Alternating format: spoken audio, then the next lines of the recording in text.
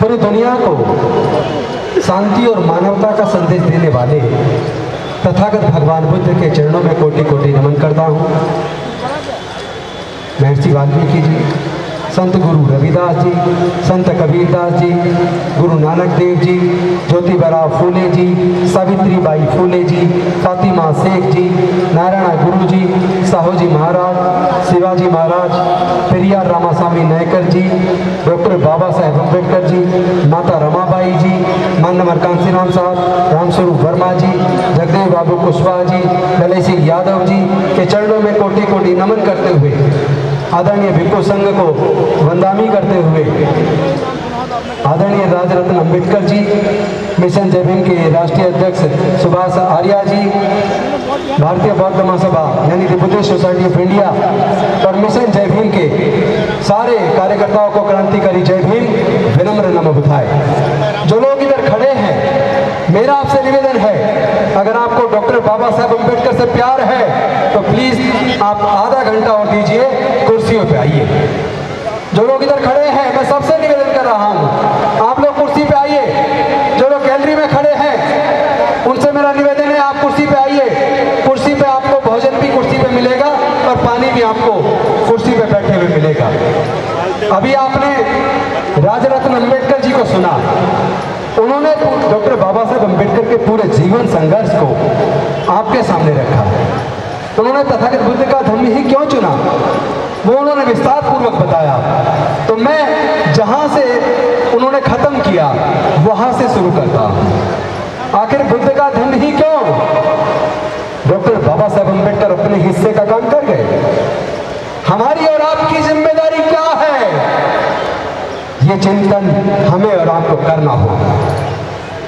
कभी तो हमें सोचना चाहिए, आखिर इंद्र मेघवाल को घड़े छूने मात्र पर उसकी हत्या क्यों हो गई? जितेंद्र मेघवाल को मूंछ रखने मात्र पर, सुंदर दिखने पर हत्या क्यों हो गई? हाथरस के अंदर एक बेटी की हत्या करके आधी रात को उनका शव जला दिया गया, आखिर क्यों?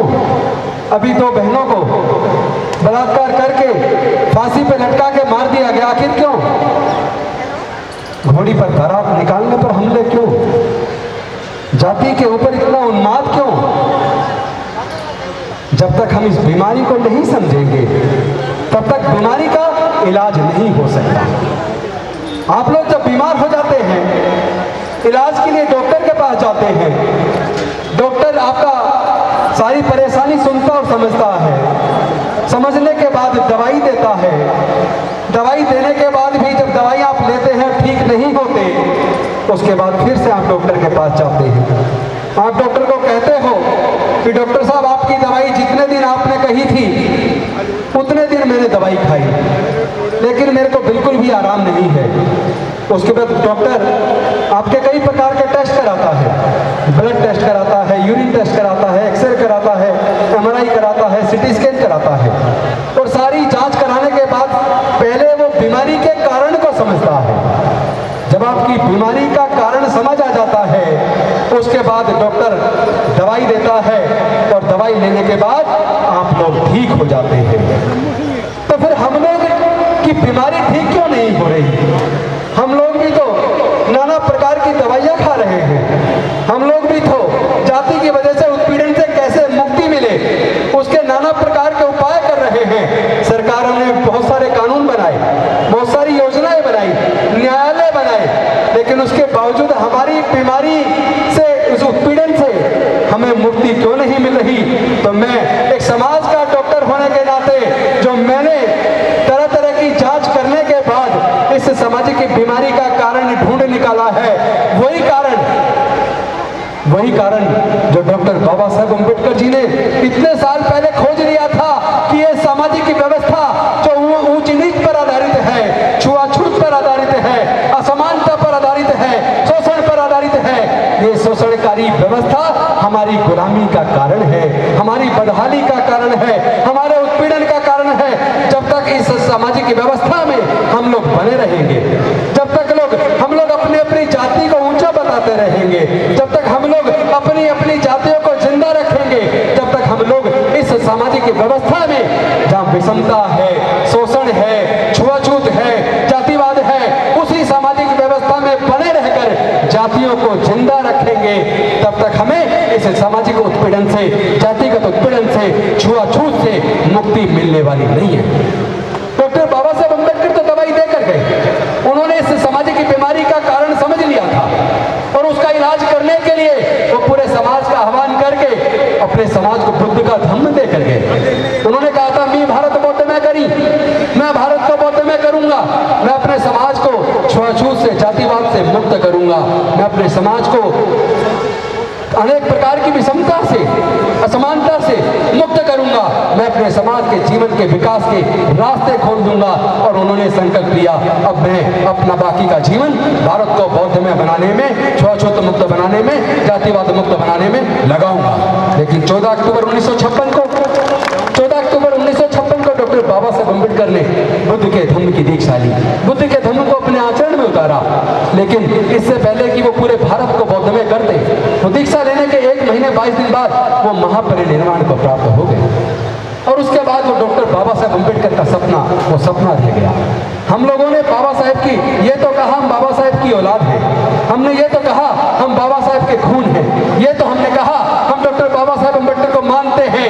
लेकिन शर्म की बात है कि हम डॉक्टर बाबा साहब अम्बेडकर की बात को नहीं मानते। हम लोग डॉक्टर बाबा साहब अम्बेडकर की बात को नहीं मानते। वरना मैं आप सबसे आह्वान करना चाहता हूं, मैं आप सबसे पूछना चाहता हूं, आप लोग जहां बैठे हैं, जहां पे आप अपनी कुर्सी पे बैठे या खड़े हैं, अपनी जगह पर हाथ उठाकर वो लोग समर्थन दोनों हाथ उठाकर करेंगे जो डॉक्टर बाबा साहब का अपने आप को संतान मानते हैं, जो चाहते हैं छुआछूत मुक्त भारत बने, जो चाहते हैं जातिवाद मुक्त भारत बने, जो चाहते हैं विषमता पर आधारित व्यवस्था खत्म हो, जो चाहते हैं न्याय पर आधारित समता, स्वतंत्रता, बंधुता और न्याय पर आधारित, प्रज्ञा पर आधारित, शील पर आधारित समाज का निर्माण हो। एक ऐसा भारत बने जो जाति के आधार पे होने वाले छुआछूत को पूरी तरह से निस्तानाबूद कर दे, जहां हमारी बहन बेटियों की इज्जत को हम सुरक्षित कर लें, जहां कोई घोड़े खरीदने पर हत्या ना हो, जहां कोई घोड़ा खरीद को टच करने पर हत्या ना हो, जहां कोई मूंछ रखने पर हत्या ना हो। अगर आप लोग ऐसा चाहते हैं तो आपको डॉक्टर बाबा साहब अम्बेडकर की बात को मानना होगा, आपको बाबा साहब अम्बेडकर की बात को मानना होगा। जैसा भी राजरत्न अम्बेडकर जी कह रहे थे, आप लोग जातियों में इसलिए बने हुए हो ताकि आपको रिजर्वेशन का लाभ मिले। वैसे तो भंडारी जी ने बताया कि 1990 का जो गवर्नमेंट ऑफ इंडिया का जो ऑर्डर आया कि आप लोग बुद्धिस्ट बनते तो भी आपका रिजर्वेशन खत्म नहीं होगा। लेकिन मैं कह रहा हूं उस लालच को कब तक पकड़े रहे होंगे? भाई नौकरियां है कहां? 2 कारणों से हमारे समाज की तरक्की हुई। एक कारण हमारे डॉक्टर बाबा साहब अम्बेडकर जी ने पढ़ाई के रास्ते खोल दिए। हजारों साल तक हमारे लोगों को पढ़ने लिखने का अधिकार नहीं था, हजारों साल तक हमारे लोगों को व्यापार करने का अधिकार नहीं था, हजारों साल तक हमारे लोगों को संपत्ति रखने का अधिकार नहीं था। इसीलिए हमारे समाज के लोग ना तो संपत्ति के मालिक बन पाए, ना कॉलेज के मालिक बन पाए, ना स्कूल के मालिक बन पाए, ना अस्पताल के मालिक बन पाए। इसी वजह से हमारे लोग जमीन के मालिक नहीं बन पाए। इसी वजह से हमारे लोग देश की संपदा में, संपत्ति में, व्यापार में, इंडस्ट्रीज में हिस्सेदारी, भागीदारी सुनिश्चित नहीं कर पाए। इसी वजह से हमारे लोग पिछड़ गए और जो कुछ हमें मिला वो केवल डॉक्टर बाबा साहब अम्बेडकर के दिए रिजर्वेशन की वजह से, पढ़ने के अधिकार की वजह से दिया। अगर वो हमारे पढ़ाई के रास्ते ना खोलते, अगर हमारे लिए रिजर्वेशन की व्यवस्था ना करते, हम लोग नौकरी में ना पाते। आज हमारे लोग डॉक्टर बन गए, इंजीनियर बन गए, जज बन गए, कलेक्टर बन गए, साइंटिस्ट बन गए, प्रोफेसर बन गए, हमारे लोग मुख्यमंत्री बन गए, हमारे लोग राष्ट्रपति बन गए।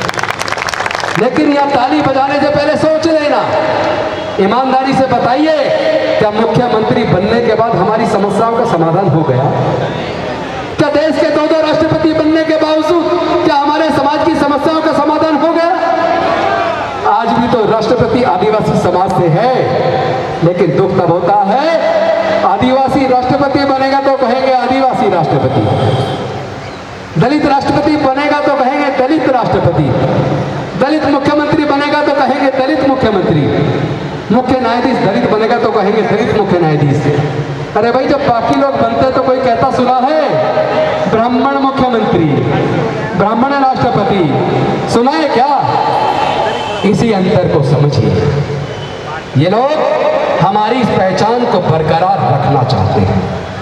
ये लोग समझ गए, जो लोग 16-16 घंटे धूप में काम करते थे, मेहनत मशक्कत करते थे, काम के बदले में पैसे नहीं मांगते थे, इनके पास ये बोलने की ताकत कहां से आ गई? आज ये जुल्म के खिलाफ आवाज उठाते हैं, आज ये आंदोलन शुरू कर देते हैं। उनको समझ आ गया ये ताकत डॉक्टर बाबा साहब अम्बेडकर के द्वारा इनके जो पढ़ाई लिखाई के रास्ते खोल दिए, इन्होंने पढ़ने लिखने से ज्ञान अर्जित कर लिया, इस ज्ञान से इनके पास बोलने की ताकत आ गई। और जो डॉक्टर बाबा साहब अम्बेडकर जी ने रिजर्वेशन की व्यवस्था की, उस रिजर्वेशन की व्यवस्था से ये लोग ग्राम प्रधान बन गए, निगम पार्षद बन गए, जिला पंचायत में जीत कर आ गए, एमएलए बन गए, एमपी बन गए, मंत्री बन गए। यहाँ तक कि मैं आज अगर मंत्री हूँ तो डॉक्टर बाबा साहब अम्बेडकर की कुर्बानी और बलिदान की वजह से हूँ। लोग कहते हैं कि मंत्री पद चला जाएगा, अरे मंत्री पद तो कुर्बान है अपने समाज के ऊपर, इस समाज की वजह से डॉक्टर बाबा साहब अम्बेडकर की कुर्बानी की वजह से तो मंत्री पद मिला है। अगर अपने समाज की इज्जत सुरक्षित ना कर पाए, अगर अपने समाज की बहन बेटी की इज्जत ना बचा पाए, अगर अपने समाज के ऊपर होने वाले जुल्म के खिलाफ ना बोल पाए, अगर अपने मुद्दों को हम संसद और विधानसभाओं के अंदर ना उठा पाए, तो हम समाजद्रोही हैं, हम धोखेबाज हैं। हमने बाबा साहब के साथ धोखा किया। अब हम धोखेबाज नहीं कहलाना चाहते। जो लोग अपने आप को धोखेबाज नहीं कहलाना चाहते, उन्हें समाज की आवाज को उठाना पड़ेगा, उन्हें समाज के इस आंदोलन को घर घर तक पहुंचाना पड़ेगा। और हम सब अगर बाबा साहब के बच्चे हैं, क्योंकि देखिए नौकरी वो खत्म कर चुके, ऑलरेडी देश के सारे संसाधन बेच चुके, जैसा राजरत्न अम्बेडकर जी ने बताया। आज मैं आपका आह्वान करता हूं, हम खुद खुले मन से कह रहे हैं, हमें आरक्षण नहीं चाहिए, आप संभालो अपना आरक्षण। हमें सम्मान चाहिए, हमें स्वाभिमान चाहिए, हमें देश के सर्वोच्च न्यायालयों में, देश के उच्च न्यायालयों में, देश की संसद में, देश की विधानसभाओं में, देश के सारे संसाधनों में, देश के व्यापार में, देश की इंडस्ट्रीज में, देश के सेक्रेटरीट में, हर क्षेत्र में हमें हिस्सेदारी व भागीदारी चाहिए। हमें जमीन के अंदर हिस्सा चाहिए, प्राकृतिक संसाधनों में हिस्सा चाहिए। अब केवल नौकरी की बात बेईमानी हो गई है, नौकरी से काम चलने वाला नहीं है, हमें हिस्सेदारी भागीदारी की मांग करनी होगी। अपनी इस लड़ाई को हमें लड़ना होगा। हम जानते हैं हम इस लड़ाई को लड़ेंगे, हम इस लड़ाई को जीतेंगे। जीतना हम जानते हैं, बाबा साहेब ने जीता था तो बाबा साहेब के बच्चे भी जीतेंगे, बाबा साहेब के बच्चे भी जीतेंगे। लेकिन इस जीत में अगर हार मिलती है, अगर कोई कमजोरी दिखती है, तो उसका एक ही कारण है कि हम लोग जातियों को जिंदा रखे हुए हैं, हम जातियों को बनाए रखे हुए हैं। मैं पूछना चाहता हूं, अगर जाति कुदरत ने बनाई है तो अमेरिका में जाति क्यों नहीं है, फ्रांस में जाति क्यों नहीं है, जर्मनी में जाति क्यों नहीं है, ब्रिटेन में जाति क्यों नहीं है, चाइना में जाति क्यों नहीं है, जापान में जाति क्यों नहीं है, ऑस्ट्रेलिया में जाति क्यों नहीं है, न्यूजीलैंड में जाति क्यों नहीं है, कोरिया में जाति क्यों नहीं है? पूरे दुनिया के अंदर जाति नहीं है। जाति है तो केवल भारत के अंदर है। हमें इस पर चिंतन करना चाहिए, वो कौन लोग हैं जिन्होंने जातियां बनाई, और जाति के बनने से फायदा किसको हुआ और जाति के बनने से नुकसान किसको हुआ। अगर जातियों की वजह से हमें नुकसान है तो फिर हम जातियों को पकड़ के क्यों बैठे हैं, हम जातियों को छोड़ क्यों नहीं देते। इसीलिए हमने इस बीमारी का इलाज खोज लिया है। खोज के तो डॉक्टर बाबा साहब अम्बेडकर गए थे, लेकिन वो जो दवाई पुड़िया बनाकर समाज को डॉक्टर बाबा साहब अम्बेडकर विषमता से मुक्ति दिलाने के लिए, छुआछूत से मुक्ति दिलाने के लिए, जातिवाद से मुक्ति दिलाने के लिए जो दवाई पुड़िया बनाकर डॉक्टर बाबा साहब अम्बेडकर देकर गए थे, हमारे बुजुर्गों ने उसे अलमारी में बंद कर दिया और गैलो गुलामी का जीवन जीते रहे, जातियों को जिंदा रखे हुए रहे। इसीलिए हमारे समाज के साथ जाति की वजह से उत्पीड़न होता है। अगर हम जाति छोड़ देंगे, हम बौद्ध बन जाएंगे। बाबा साहब के सपने को पूरा करने के लिए बौद्ध में भारत का निर्माण करना होगा। 128 देश भारत की तरफ देख रहे हैं, वो भारत को विश्व गुरु मानते हैं, वो भारत को विश्व गुरु बुद्ध के देश के रूप में जानते हैं। बुद्ध की वजह से भारत का नाम दुनिया के अंदर रोशन है। भारत को फिर से वही गौरवशाली राष्ट्र बनाना है, भारत को फिर से विश्व गुरु बनाना है।